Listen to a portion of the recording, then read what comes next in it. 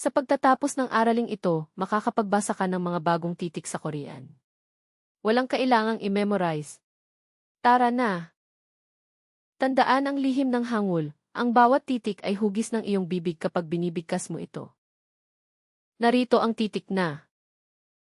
미음, Ito ay tunog G, ang lugar ay ang parehong labi, ilong. Ngayon, magdagdag ng patinig at makinig. 마, 모, Narito ang titik na. 비읍, Ito ay tunog B, ang lugar ay ang parehong labi. Ngayon, magdagdag ng patinig at makinig. 바, 보, Narito ang titik na. 이응, Ito ay tunog tahimik ng. Ang lugar ay ang lalamunan, tahimik na simula. Ngayon, magdagdag ng patinig at makinig.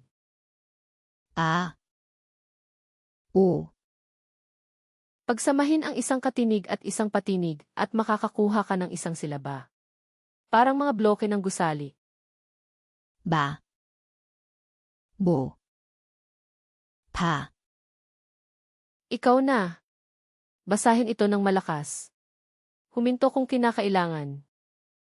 마, 모, 바, Kahanga-hanga. Natutunan mo na ang 3 katinig. Maaari ka nang makabasa ng higit pang Korean kaysa kahapon. Ngayon, itaga mo na.